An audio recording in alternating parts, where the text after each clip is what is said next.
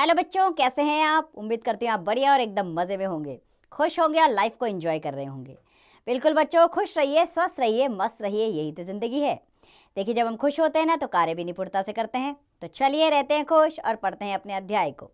हम पढ़ने वाले हैं वाच्य यानी कि वॉइस के बारे में। तो क्या है वाच्य, आइए सबसे पहले ये जान लेते हैं।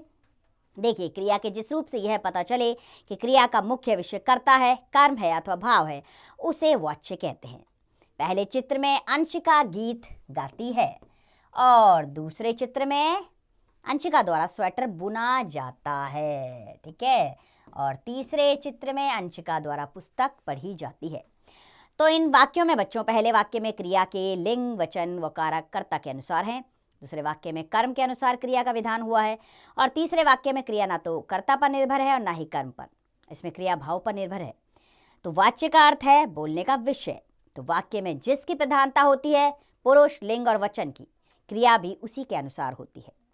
आइए बढ़ते हैं वाच्य के भेद की ओर। Kinds of voice. तो होते हैं वाच्य के 3 भेद, कृतवाच्य, कर्मवाच्य और भाववाच्य। आइए सबसे पहले जाने कृतवाच्य यानी कि एक्टिव वॉइस।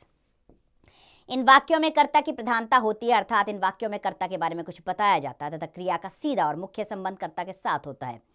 जैसे कि लड़का पढ़ता है, विजय जा रहा है। तो इन वाक्यों में क्रिया पढ़ता तथा जा रहा है का मुख्य विषय कर्ता है, क्रमशः लड़का तथा विजय, अतः ये वाक्य कृतवाच्य में है। दूसरा आ जाता है कर्मवाच्य यानी कि पैसिव वॉइस, अर्थात इन वाक्यों में कर्म की प्रधानता होती है तथा क्रिया का मुख्य संबंध कर्म से होता है। जैसे रामायण लड़के के द्वारा पढ़ी गई, इस वाक्य में रामायण कर्म है तथा यही इस वाक्य का केंद्र बिंदु भी है, अतः यह वाक्य कर्मवाच्य में है। कर्मवाच्य केवल सकर्मक क्रिया से युक्त वाक्य में ही बनता है। कर्मवाच्य में कर्ता के साथ करण कारक के विभक्ति चिन्ह से या के द्वारा का प्रयोग किया जाता है तथा क्रिया के लिंग और वचन कर्म के अनुसार होते हैं। हिंदी में सामान्यतः कृतवाच्य का प्रयोग होता है। कर्मवाच्य का प्रयोग मुख्य रूप से प्राय निम्नलिखित परिस्थितियों में होता है, जब कर्ता मालूम ना हो या उसे बताने की आवश्यकता ना हो। जैसे कि बच्चों, प्रातःकाल मंदिर में पूजा की गई, शुभकामनाएं भेजी जा रही हैं। तो सूचनाओं या आदेशों में जैसे कि सर्वसाधारण को सूचित किया जाता है। असमर्थता बताने के लिए, जैसे कि आज गीतों की शाम कार्यक्रम 8 बजे के स्थान पर 9 बजे प्रस्तुत किया जाएगा। तो यहाँ पर क्या है, कर्मवाच्य। तीसरा आ जाता है आपका भाववाच्य। देखिए, भाव का अर्थ है क्रिया का भाव। क्रिया के जिस रूप में ना तो कर्ता की प्रधानता हो ना कर्म की, परंतु जहाँ क्रिया का भाव प्रधान हो वहाँ भाववाच्य होता है। जैसे कि अब मुझसे रहा नहीं जाता या सहा नहीं जाता, उससे नहाया नहीं जाता, तो यहाँ पर भाववाच्य होगा। अब जानेंगे वाच्य परिवर्तन यानी चेंजिंग द वॉइस। वॉइस को कैसे चेंज किया जाए। सबसे पहले जानेंगे कृतवाच्य से कर्मवाच्य में परिवर्तन। देखिए, कृतवाच्य से कर्मवाच्य बनाने के लिए कर्ता के साथ से या के द्वारा लगाकर कर्म की प्रधानता दर्शाई जाती है तथा क्रिया कर्म के अनुसार परिवर्तित हो जाती है। क्रिया के परिवर्तित स्वरूप के साथ जाना क्रिया का काल, पुरुष, वचन और लिंग के अनुसार जो रूप हो उसे जोड़कर सामान्य क्रिया में बदल देते हैं। आइए कुछ उदाहरण जानें। जैसे गौरव पुस्तक पढ़ता है, ये कृतवाच्य है, इसका कर्मवाच्य बनेगा गौरव से पुस्तक पढ़ी जाती है।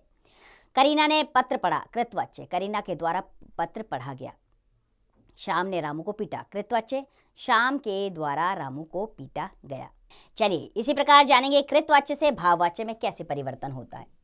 देखिए, कृतवाच्य से भाववाच्य में परिवर्तन करते समय कर्ता के साथ करण कारक के विभक्ति चिन्ह से के द्वारा लगाते हैं। इसमें क्रिया एक वचन, पुल्लिंग, अन्य वचन पुरुष में रहती है और कृतवाच्य की क्रिया को सामान्य भूतकाल में लाकर उसके स्थान के अनुसार जाना क्रिया रूप जोड़ देते हैं। आवश्यकता अनुसार निषेध सूचक नहीं का प्रयोग भी किया जाता है। उदाहरण के लिए, लड़के छत से कूदते हैं, कृतवाच्य, लड़कों द्वारा छत से कूदा जाता है। क्या वे पढ़ते हैं, ये कृतवाच्य। भाववाच्य बनेगा क्या उसने पढ़ा जाएगा, उनसे पढ़ा जाएगा। बालक नहीं सोया, कृतवाच्य, भाववाच्य, बालक से सोया नहीं गया। तो आइए अभ्यास प्रश्नों की ओर बढ़ते हैं। इस अध्याय से संबंधित खंड क के प्रश्न है। इसमें भाववाच्य में क्रिया अकर्मक होती है या समकर्मक होती है। भाववाच्य में क्रिया अकर्मक होती है, सकर्मक होती है। भाववाच्य में क्रिया सकर्मक होगी, ठीक है। इस प्रकार बाकी के प्रश्नों के उत्तर आप स्वयं दीजिएगा। हम आगे बढ़ते हैं अगले प्रश्न की ओर। अगले प्रश्न में क्या करना है, सही विकल्प के सामने सही का निशान लगाइए। वाच्य का क्या अर्थ है, बोलना, चिन्ह, बोलने का विषय। तो तीसरा विकल्प बिल्कुल सही है, बोलने का विषय ही वाच्य का अर्थ होता है। इस प्रकार बाकी के भी वाक्य पढ़ के सही विकल्प चुनिएगा आप स्वयं। हम अगले प्रश्न पर आते हैं। सही और गलत का निशान इसमें लगाना है। कर्मवाच्य में अकर्मक क्रिया होती है, कर्मवाच्य में अकर्मक क्रिया नहीं होगी, ठीक है, क्रॉस। इसको गलत का निशान दे दीजिए। इस प्रकार बाकी के भी वाक्य पढ़िए और सही गलत का निशान लगाइए। चलिए हम खंड क के पहले प्रश्न पर आते हैं। रिक्त स्थान भरने हैं। वाच्य के डैश भेद होते हैं, तो वाच्य के जो होते हैं 3 भेद होते हैं। इस प्रकार आप बाकी के रिक्त स्थान स्वयं पूर्ण करेंगे पाठ के अनुसार। हम दूसरे प्रश्न पर आते हैं। यहाँ पर सही मिलान करना है। राधा कहानी सुनाती है, राधा कहानी सुनाती है, कर्मवाच्य होगा, कृतवाच्य होगा, भाववाच्य होगा। तो कहानी सुनाती है तो यह कृतवाच्य में आ जाएगा। इस प्रकार बाकी के मिलान आप स्वयं कीजिएगा।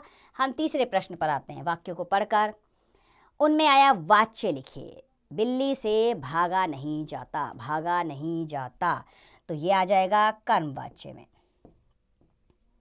ठीक है। इस प्रकार बाकी के वाक्य पढ़कर आप बाकी के भी वाच्य लिखिएगा स्वयं। हम चौथे प्रश्न पर आते हैं। वाच्य किसे कहते हैं?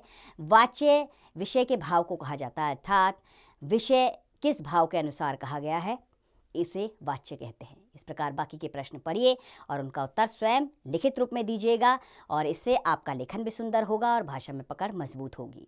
बस खुश रहिए, स्वस्थ रहिए, मस्त रहिए और इसका अभ्यास करते रहिए।